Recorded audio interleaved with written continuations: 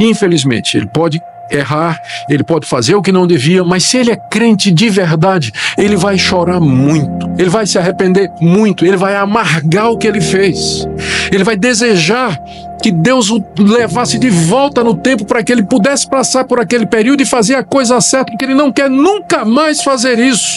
Ele está arrependido, está disposto a assumir as consequências do seu erro, mas o que é impuro, ele continua a fazer a impureza. Ele pode até sentir um pouco de remorso aqui e acolá, mas ele continua na imoralidade, no adultério, na fornicação. Queridos irmãos, vamos abrir a palavra de Deus na carta de Paulo aos Efésios e vamos ler do verso 3 até o verso 7, dando continuidade à nossa série de mensagens na carta do apóstolo Paulo.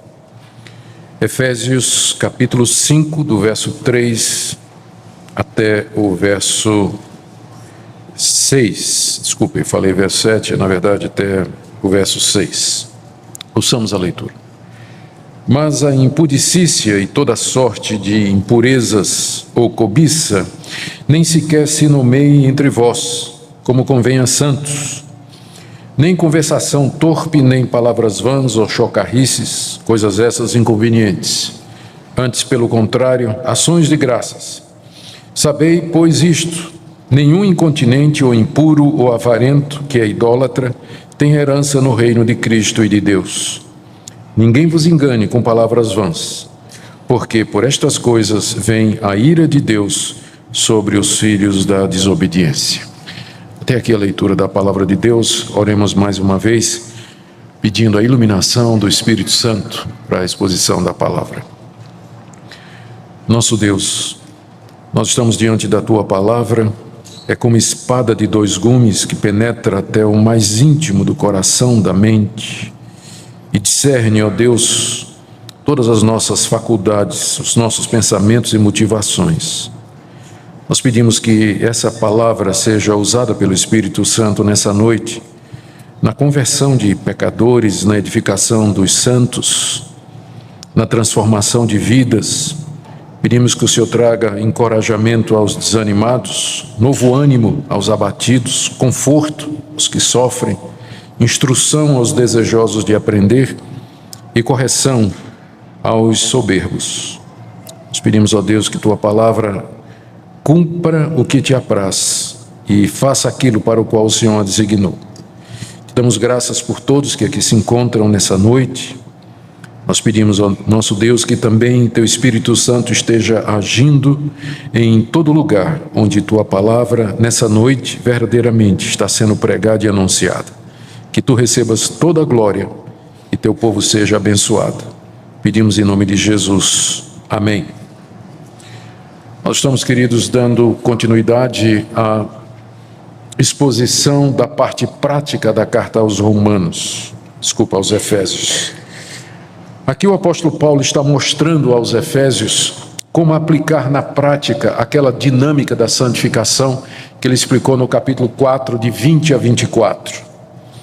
Lá ele comparou a santificação na vida diária ao trocar de roupa. Nós nos despojamos da roupa usada durante o dia, nós nos renovamos e aí nós colocamos uma roupa limpa. Paulo usou essa metáfora, essa figura do dia a dia, que é conhecida de todo mundo, para explicar que a santificação cristã, ela funciona da mesma forma. Todo dia nós temos que tirar, nos despojar da velha natureza, do velho homem, do pecado e das suas obras, nos renovar através dos meios de graça, leitura da palavra e oração, comunhão com os irmãos, e nos revestir de Cristo e de tudo aquilo que Cristo procurou para nós na cruz, e também as virtudes que estão relacionadas com isso. Em outras palavras, é como um andar, são dois passos sempre, não é? Na vida cristã a gente não vai pulando num pé só, mas a gente anda. Então um passo, outro passo, um passo, outro passo. Um passo negativo, dizendo não para o pecado, em seguida um passo positivo, dizendo sim para Deus. E como é que isso funciona na prática? É o que Paulo começou a explicar aí no capítulo 4, a partir do verso 25. Ele falou, por exemplo, que nós não devíamos mentir, é o negativo, não é? Não mintam, mas digam a verdade. Não furtem, negativo, mas trabalhem, fazendo com as mãos o que é bom. Não usem palavras torpes, palavras tolas, palavras inúteis, mas falem palavras que edificam. Sempre os dois passos. Não faça isso, mas faça isso. Nós lembramos aos irmãos, na última vez, que esses dois passos são essenciais para nós termos uma vida cristã equilibrada. Se a gente enfatizar só o não, a gente vai definir o cristianismo como sendo uma religião que tem aquela lista de coisas que a gente não pode. A ética cristã fica definida como, tipo assim, olha, ser crente o que é o crente? O crente é aquele cara que não mente, não rouba, não joga, não fuma, e a gente tem aquela relação, não bebe, tem aquela relação completinha do que é o crente. E conhece esse tipo de definição de cristianismo? Pergunta aí no pessoal na rua, o que é o evangelho? O evangélico é aquele que não faz isso, não faz isso, não faz isso, não faz isso, não corta cabelo, mulher não usa calça comprida, homem não pode usar barba. Então, as pessoas às vezes definem o cristianismo só negativamente. Eu não estou dizendo que nós não temos nãos, não farás isso na vida cristã, mas a questão é que a ética cristã, a vida cristã, ela é mais do que isso. É não somente não fazer isso, mas fazer o que é certo. Seria tão bom se a gente ouvisse as pessoas definindo o evangélico, o cristão, como sendo aquela pessoa que diz a verdade, que trabalha muito para poder ajudar os outros, é uma pessoa que só fala coisas que edificam, em vez de nos definirem negativamente, eles nos definissem positivamente. Porque, na verdade, esse é o quadro que o apóstolo Paulo está nos apresentando aqui. Nós não somente temos que parar de mentir, de roubar, dizer o que não devemos, mas devemos trabalhar, devemos dizer o que edifica e devemos, então, dizer toda a verdade às pessoas, negativo e positivo, as duas coisas andam juntas e aí você tem a vida cristã verdadeira e equilibrada, é isso que nós de fato queremos. No domingo passado, na última vez que nós falamos da carta aos Efésios, nós vimos também como Paulo aplicou esse princípio com relação ao Espírito Santo. Capítulo 4, verso 30, até o capítulo 5, verso 2. Continuando no mesmo desenvolvimento desse princípio, ele disse, não entristeçam o Espírito Santo. Isso faz parte do negativo, não é? Está no verso 30. Não entristeçam o Espírito Santo. E com o que nós entristecemos o Espírito Santo? Ele diz no verso 31, toda amargura, cólera, ira, gritaria, blasfêmia, toda malícia. Então não entristeça o Espírito de Deus. Mas a vida cristã é mais do que somente não entristecer o Espírito de Deus. Porque ele diz no verso 32, antes, ou seja, agora vem um lado positivo, em contraste com o negativo, agora o positivo.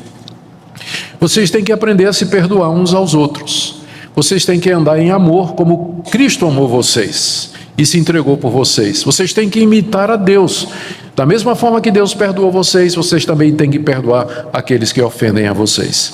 Então, mais uma vez você tem aqui esse contraste, não é? Não entristeça o espírito, é o negativo, primeiro passo, mas ame, perdoe, exatamente como você foi perdoado e como Cristo lhe amou e andou em amor e nos ensina a andar da mesma forma. Agora o apóstolo Paulo continua nessa mesma, ele continua fazendo a mesma coisa. Na verdade ele vai até o final do capítulo 5, fazendo esses contrastes. E aqui na sequência nós nos encontramos com um contraste entre a imoralidade e a gratidão, que é o que eu queria falar nessa noite, que vai aí do verso 3 até o verso 6. O estilo é o mesmo, o gênero é o mesmo, Paulo apenas está mudando o conteúdo. Em outras palavras, ele está dizendo, não pratiquem mais a imoralidade e a cobiça, mas vivam em gratidão diante de Deus. O que é que o apóstolo quer nos ensinar com isso? Eu chamo a sua atenção então para esses versículos, orando para que Deus nos auxilie a compreendê-los e que nós possamos aplicá-los no dia a dia, na nossa vida prática. Paulo nos dá uma relação aí do verso 3 até o verso 4, de coisas que ele diz que não deveriam nem ser nomeadas entre nós. A impudicícia, toda sorte de impurezas ou cobiça, nem sequer se nomeia entre nós, entre vós, como convém a santos. Nem conversação torpe, nem palavras vãs ou chocarrices, coisas essas inconvenientes. Então ele dá aqui uma relação de coisas que a gente não deveria nem mencionar, não deveria fazer parte da nossa conversa. E quais são elas? São 5 coisas, na verdade 6. Primeiro, da lista aí no verso 3, ele diz a impudicícia. Às vezes os nossos tradutores, por causa da preocupação em que a Bíblia tem uma linguagem clássica bonita, coloca a palavra que ninguém sabe o que é. A palavra impudicícia no grego é porneia. Todo mundo sabe o que é porneia, não sabe? Então você sabe mais grego do que português. Porque se eu perguntasse o que é impudicícia, mas se eu perguntasse o que é pornos ou pornografia, todo mundo saberia. Então, é um teste para dizer que vocês sabem mais grego do que português, pode ter certeza hoje à noite. A palavra impudicícia no grego é porneia, é a palavra básica na língua grega, de onde vem porneia, pornografia, pornofonia, e significa todo tipo de imoralidade sexual. E a lista na Bíblia é grande. Essa palavra porneia, ela enquadra adultério, fornicação, homossexualismo, pensamentos impuros, a cobiça sexual, tudo é coberto por essa palavra no Novo Testamento grego. Então, primeiro Paulo a usa de uma forma muito geral, não é? Ele diz, olha, isso é o tipo de coisa que não pode nem se nomear entre vocês, a imoralidade sexual. A imoralidade sexual, toda sorte de imoralidade sexual. Depois ele diz uma palavra que é muito parecida, que foi traduzida bem literalmente, é a palavra impureza. A impureza. A impureza é a ideia de sujeira, não é? Aquilo que é sujo, aquilo que contamina. Essa palavra, ela vem lá da linguagem sacerdotal e levítica do Antigo Testamento. Quando uma pessoa era tornada impura, porque ela quebrava alguma lei de Deus, ela tinha que ser purificada através do sangue de sacrifícios de animais que eram oferecidos no altar por um sacerdote. Então, é uma palavra que era muito carregada de teor religioso, né? Uma pessoa impura no Antigo Testamento e também até no Novo, na época de Jesus, era uma pessoa que ela não podia mais ter contato com outras até que ela fosse completamente purificada. Paulo, quando usa aqui, Paulo era um rabino treinado no judaísmo, era um judeu, conhecia a linguagem do Antigo Testamento. Então, quando ele fala impureza, ele está falando toda sorte de atitude que nos torna impuros diante de Deus e que evitam a comunhão com Deus e como que nos alijam ou lançam fora da comunhão com Deus, juntamente com todo tipo de imoralidade. Depois ele diz cobiça. Essa palavra é bem conhecida, nós sabemos o que é cobiça, é você desejar o que os outros têm. O cobiçoso é alguém que quer o que o seu próximo tem, pode ser a mulher do próximo, pode ser o carro do próximo, o emprego do próximo, a beleza do próximo, a cultura do próximo. Ele cobiça, ele quer aquilo que os outros têm. Então, a cobiça vem logo aqui como o terceiro da lista, não é? Depois, Paulo menciona a conversação torpe, já entramos aqui no verso 4, que quer dizer simplesmente aquele tipo de conversa indecente, obscena, que as pessoas costumam, às vezes no seu trabalho, no dia a dia, é muito comum. Aí vem o palavrão, expressão chula, não é? O que Paulo aqui, a Bíblia chama de conversação torpe. Essas conversas indecentes, carregadas de conteúdo erótico, às vezes de observações maliciosas. Paulo diz, isso não deve nem ser nomeado no meio de vocês. Depois ele menciona, ainda no verso 4, as palavras vãs, ou que quer dizer palavras tolas, é bobagem. Às vezes a gente não é necessariamente imoral, mas a gente diz um monte de bobagem. Diz um monte de tolice, não é que não edifica ninguém, fica falando bobagem. A gente sabe o que é isso, às vezes tentar definir o óbvio só complica, não é? E Paulo termina a lista aí no verso 4, dizendo chocarrices. Chocarrices simplesmente quer dizer uma piada sem graça e de conteúdo sujo, uma piada imoral, né? Que é um gracejo imoral que as pessoas costumam contar e dizer. Paulo, pelo que nós já vimos aqui, o que Paulo está dizendo é que este é o tipo de atitude, de coisa que a gente tem que mortificar, a gente tem que dizer não para isso, faz parte do despir-se, é o que a gente tem que tirar de nós todo dia, é o tipo de comportamento que a gente não quer ter, nós não queremos praticar estas coisas. Na verdade, ele diz aí no verso 3, que esse é o tipo de coisa que não se deve nem nomear. O que seria nomear? É você ver uma piada. Por exemplo, um colega seu te manda uma piada no WhatsApp, imoral a piada, tem um palavrão lá, uma frase lá que é indecente e tudo, você achou graça, não foi você que fez, mas você achou engraçado, aí você compartilha. Esse tipo de coisa não devia nem ser nomeado entre nós, não devia nem ser mencionado, muito menos compartilhado, né? Aí o pessoal sai compartilhando. Ele vai dizer assim, mas não fui eu que disse, né? Não fui eu que escrevi, não fui eu que contei. Mas compartilha. Esse tipo de coisa não devia nem ser nomeado.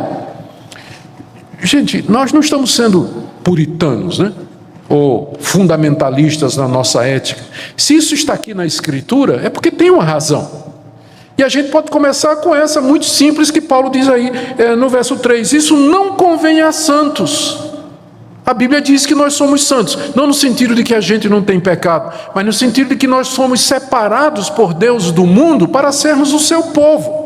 E que Deus começou em nós esse processo de santificação que vai terminar na glória. Então não convém para quem foi eleito de Deus, chamado pelo Espírito Santo, por quem Jesus morreu, que foi lavado no sangue de Jesus, que tem o Espírito Santo morando nele, que conhece a palavra de Deus, sabe as ameaças de Deus. Não convém a uma pessoa estar fazendo esse tipo de coisa que é contra o caráter de Deus.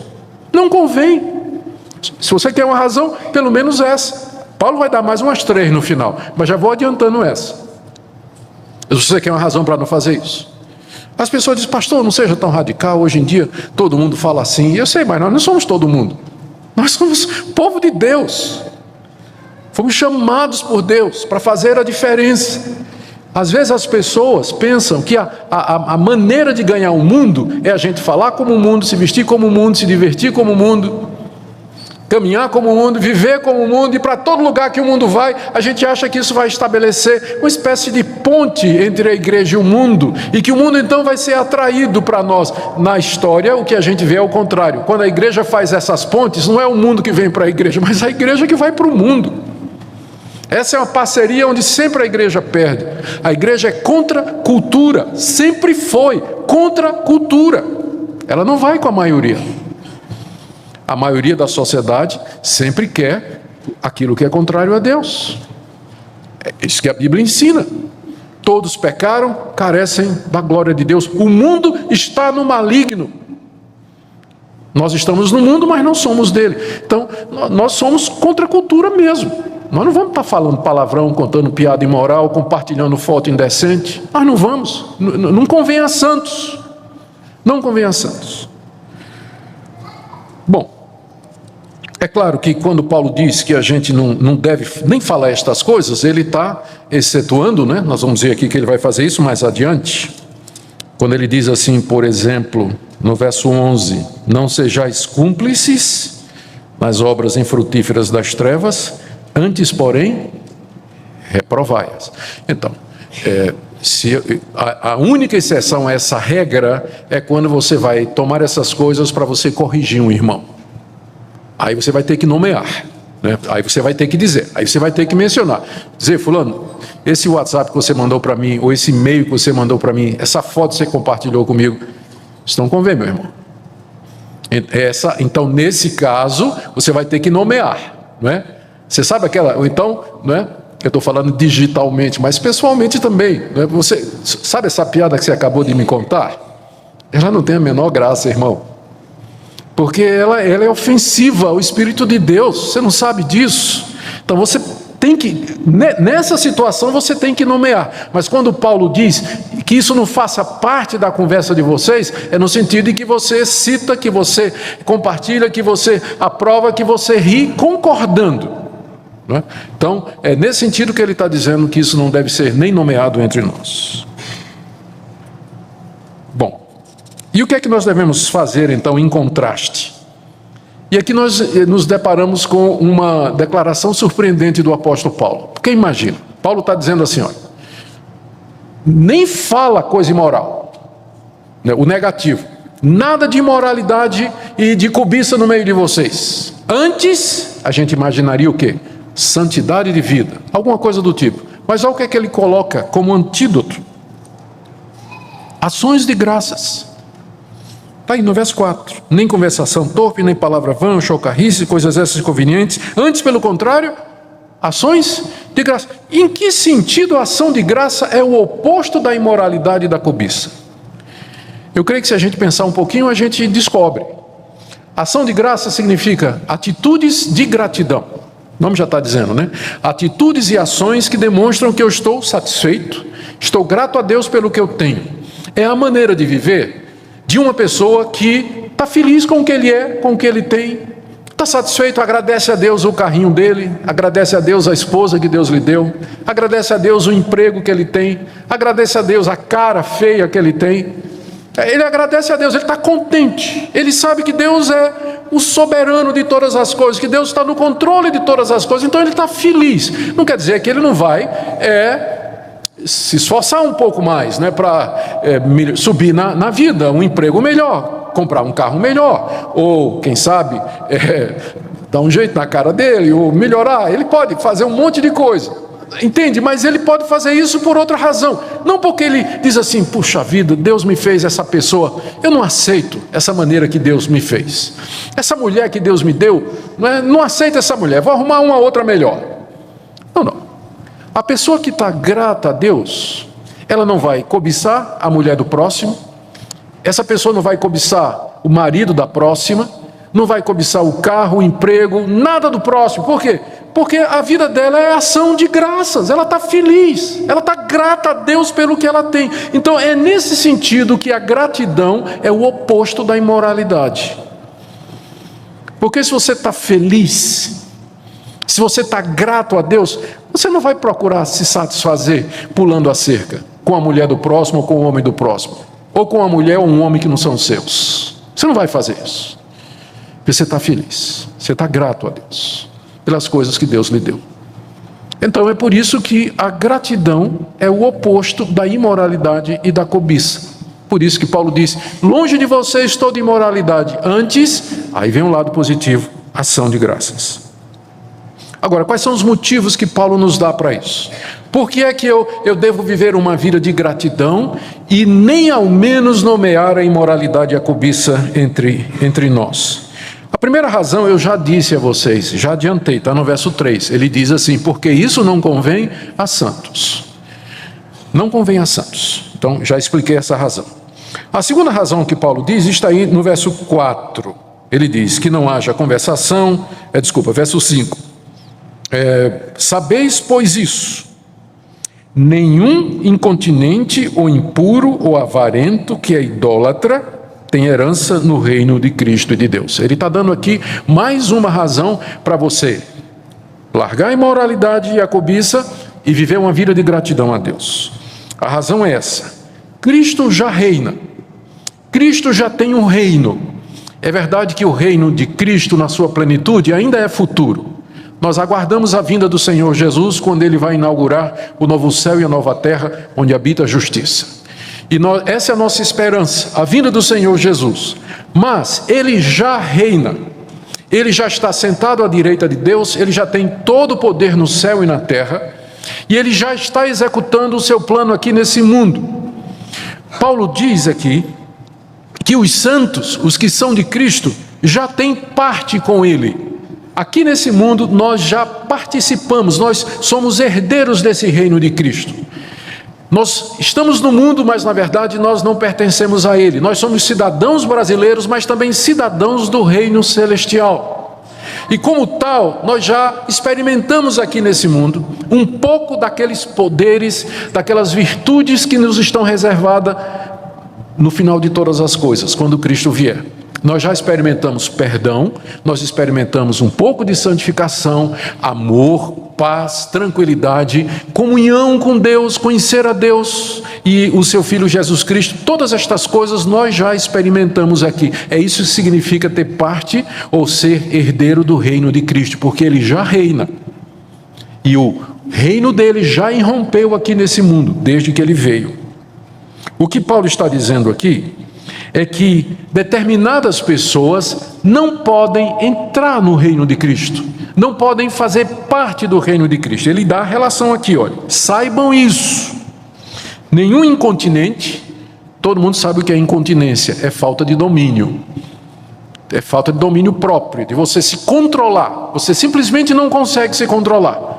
Então a incontinência aqui é nessas áreas que foram mencionadas. A pessoa que simplesmente não tem controle sobre os seus desejos sexuais, sobre os seus impulsos sexuais, por exemplo, ou o desejo de ter aquilo que não lhe pertence. Então, a pessoa que não se controla, Paulo está dizendo, essa não tem parte no reino de Cristo. Por quê? Ora, porque um dos privilégios de ser de Cristo é ter o Espírito Santo em nós. E o fruto do Espírito é o quê? Domínio próprio. Domínio próprio. Então uma pessoa que é descontrolada, ela não consegue se controlar, ela está vendo pornografia o tempo todo, está olhando para as mulheres e cobiçando as mulheres, imaginando coisas o tempo todo, olhando para os homens a mesma coisa, olhando para o carro do vizinho, olhando para tudo que ele vê, ele quer, ele não tem controle disso. Isso é uma prova de que ele não é de Cristo. Eu não estou dizendo que um verdadeiro cristão não possa acontecer isso com ele. Mas se acontecer, tem que ser exceção. Tem que ser exceção. Tem que ser um acidente de percurso. Esse tipo de coisa, a incontinência espiritual, ela não pode ser aquilo que marca a sua vida. Se você vem sendo incontinente espiritual sua vida toda, então alguma coisa está errada. Alguma coisa tem que estar errada, porque ele está dizendo aqui, nenhum incontinente faz parte do reino de Cristo. Não sou eu que estou dizendo, é o apóstolo Paulo. Nenhum incontinente faz parte do reino de Cristo. Ele continua. Nenhum impuro. A impureza aqui eu já expliquei, ela está relacionada com a impudicícia, a porneia, é a impureza sexual. E como eu disse, infelizmente, no andar dessa vida, um crente verdadeiro pode tropeçar e cometer uma porneia, uma imoralidade sexual. Infelizmente, ele pode errar, ele pode fazer o que não devia, mas se ele é crente de verdade, ele vai chorar muito, ele vai se arrepender muito, ele vai amargar o que ele fez, ele vai desejar que Deus o levasse de volta no tempo para que ele pudesse passar por aquele período e fazer a coisa certa, porque ele não quer nunca mais fazer isso. Ele está arrependido, está disposto a assumir as consequências do seu erro, mas o que é impuro, ele continua a fazer a impureza. Ele pode até sentir um pouco de remorso aqui e acolá, mas ele continua na imoralidade, no adultério, na fornicação. Ele continua nesse tipo de coisa. Então esse também não tem parte no reino de Cristo e no reino de Deus.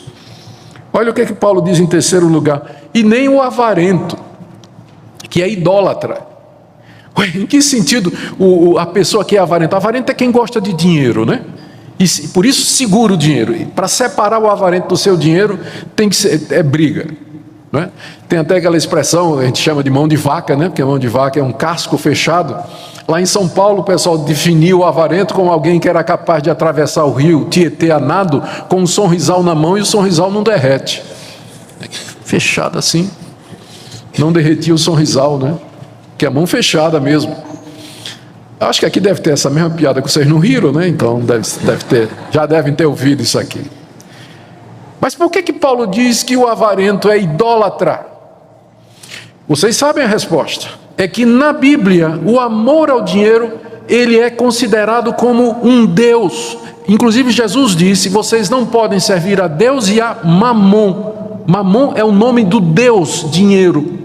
Então o dinheiro aparece na Bíblia como sendo rival de Deus. Por que o dinheiro é o rival de Deus? Porque as pessoas, em vez de confiar em Deus, confiam no dinheiro. Em vez de apelar a Deus para resolver os seus problemas, eles querem ter dinheiro para resolver os seus problemas. Em vez de buscar felicidade em Deus, eles vão buscar felicidade no dinheiro. É nesse sentido que, para muita gente, o dinheiro é Deus. E é por isso que a Bíblia diz que o avarento, ele é idólatra. Ele se curva diante do dinheiro como se fosse Deus. Então, se a sua atitude é essa, você pode até professar o cristianismo, se dizer cristão, mas se você sabe que sua vida é assim, gira em torno do dinheiro, você espera dinheiro para ser feliz, para resolver seus problemas, realizar seus desejos, para se sentir seguro. Eu não estou dizendo que a gente não precisa de dinheiro, gente. Mas eu estou dizendo, me referindo àquelas pessoas que fazem do dinheiro a sua fonte de confiança, de esperança e de felicidade aqui nesse mundo. Isso é idolatria. E Paulo está dizendo aqui que o avarento, ou seja, aquela pessoa que ama o dinheiro a ponto de fazer do dinheiro um ídolo, esse também não tem parte no reino de Cristo e no reino de Deus. É o que diz o verso 5. Então, se você quer uma razão para abandonar a cobiça, a avareza e a imoralidade e viver uma vida de gratidão pelo que você tem, está aqui essa razão. Quem pratica estas coisas não faz parte do reino de Cristo, não vai entrar no reino de Deus. Quem vive desta forma, sem controle na área sexual e nessa área também do dinheiro, fazendo o dinheiro um ídolo e um Deus, esse não tem parte no reino de Deus. Mas deixe-me colocar aqui a última razão que Paulo coloca. E eu tenho a impressão que Paulo não leu os livros de psicologia moderna, porque se ele tivesse lido, ele não faria nada do que ele fez aqui. Porque ele está assustando as pessoas com o inferno. Tem uma coisa mais politicamente incorreta do que essa hoje? Pastor, não prega sobre o inferno não, porque aí vai assustar as pessoas vão querer ser salvas para não ir para o inferno. Já conhece essas teorias modernas? O pessoal não falar de inferno, falar da ira de Deus, falar de castigo, pastor. Aí o pessoal vem para a igreja tudo com medo, ninguém quer ir para o inferno, quer todo mundo ir para o céu. Eu prefiro que você vá para o céu assustado do que você ir para o inferno pensando que está tudo bem com você. Porque a razão que Paulo está dando aqui, para você se arrepender e vir a Cristo, é exatamente essa. Porque se você não fizer isso, a ira de Deus vem sobre você. Verso 6. Ninguém vos engane com palavras vãs, porque por estas coisas vem a ira de Deus sobre os filhos da desobediência. Esse é um engano que está presente na história da igreja já há muito tempo. As pessoas pensarem que porque estão na igreja, foram batizadas, fizeram profissão de fé, que aí elas podem continuar nos seus pecados e não sofrer a consequência deles. Às vezes se defendendo ou argumentando assim, não, eu fui eleito, ou eu já fui justificado, então Deus é amor, ou no fim vai dar tudo certo, ou tem gente pior do que eu. As desculpas são muitas. Não se engane com nenhuma delas. Não se engane. Não se engane pensando que todos são filhos de Deus, porque aqui nessa passagem Paulo menciona filhos da desobediência, que são pessoas que vivem na prática da desobediência, aprenderam com seus pais e continuam da mesma forma, desobedecendo a Deus, quebrando a lei de Deus. Não é todo mundo que é filho de Deus. Ninguém engane você dizendo, é todo mundo filho de Deus e no final vai ser todo mundo salvo. Não se engane, porque Deus vai castigar os filhos da desobediência. Também não se engane dizendo assim, Deus é amor, Deus não se ira. Paulo está falando aqui da ira de Deus. O que é que você acha que é a ira de Deus? É Deus levantar uma sobrancelha, olhar assim e dizer, e ficar por isso? Você acha que é isso a ira de Deus? A ira de Deus é a manifestação da sua justiça retributiva, em que Deus trata o pecador como ele merece. Eu estou falando do inferno. É isso que a ira de Deus significa. Não se engane pensando que, mas isso é uma coisa que vai acontecer no futuro. Paulo está dizendo que a ira de Deus vem, aqui e agora. Ela já vem sobre o pecador impenitente. Já vem sobre quem vive dessa maneira, aqui e agora. Ele já começa a sentir os efeitos disso, até a consumação, quando a ira de Deus será derramada plenamente sobre ele. Portanto, querido, ninguém engane você, não se deixe enganar com esse discurso de que você pode continuar a viver na prática da imoralidade, do adultério, da fornicação, da cobiça, da inveja, da maledicência. Ninguém engane você com essas palavras. Você pode continuar a viver do mesmo jeito, porque é pela graça, Deus é amor, Deus não castiga ninguém. Não se engane. Não se engane, a ira de Deus vem para quem pratica estas coisas. Eu preciso terminar fazendo uma distinção aqui. A distinção é entre o crente verdadeiro, que às vezes pode cometer esse tipo de coisa, e aquele que vive na prática dessas coisas. O que Paulo está condenando aqui, Paulo está sentenciando aqui, são aquelas pessoas cuja vida é marcada por isso, onde não há sinal de mudança, não há sinal de regeneração e de novo nascimento. Então não se iluda, se durante a sua vida toda não há arrependimento disso, não há mudança disso, não há desejo de abandonar isso, então você deve muito bem se perguntar se você de fato conhece a Deus e conhece ao Senhor Jesus Cristo. Você pode ser um desses sobre quem a ira de Deus está vindo, mas eu quero lhe dizer nessa noite que só o fato de você estar aqui ouvindo essa mensagem já é um sinal da graça de Deus e do favor de Deus para você. Hoje à noite Deus lhe chama. Não importa o quão profundamente você pecou, o quão profundamente você errou, mas nessa noite Deus lhe chama a que você se arrependa dos seus pecados, que você creia no perdão que Deus pode dar ao pior pecador, e você venha para o reino de Cristo mediante a fé na sua pessoa, no sacrifício que Ele fez na cruz do Calvário. Não pense que nós estamos dizendo palavras vãs. Não pense que nós estamos dizendo palavras vãs. As palavras que nós estamos dizendo aqui nessa noite são palavras da Escritura, não são palavras minhas. Eu estou dizendo a vocês o que é que Paulo está dizendo. E Paulo foi inspirado por Deus, ele está falando as palavras de Deus. Então Deus está lhe dizendo nessa noite: abandone esse caminho, nem se nomeie entre vocês esse tipo de coisa, mas vivam uma vida de gratidão. Talvez você se pergunte, mas onde é que eu vou encontrar forças para isso? É o que eu preguei no domingo passado. Não entristeça o Espírito Santo, porque é dele que vem o poder para isso. Ele que habita em nós. Deus nos deu o Espírito Santo exatamente para isso, para que nós tivéssemos poder para dizer não às chocarrices, às palavras injustas, impuras, e dizer palavras que edificam, e fazer aquilo que é correto. Se você de fato se arrepender e buscar a plenitude do Espírito de Deus e se submeter a Ele, eu digo a você nessa noite, em nome do Senhor Jesus, que Deus vai lhe dar o poder para você se levantar, para você quebrar esse hábito pecaminoso, para que você de fato viva uma vida para Ele. Que Deus queira aplicar essa palavra, meus irmãos, ao nosso coração. Que Deus nos dê a graça de sermos conhecidos como o povo que pratica o bem, que vive uma vida reta, uma vida de amor, uma vida de compaixão, uma vida de bênção para outras pessoas. Isso somente é possível quando nós dizemos não para a porneia e a cobiça e dizemos sim para uma vida de gratidão ao nosso Deus. Que Ele nos abençoe. Amém. Baixe nossos conteúdos gratuitamente. Acesse o canal pelo link na descrição.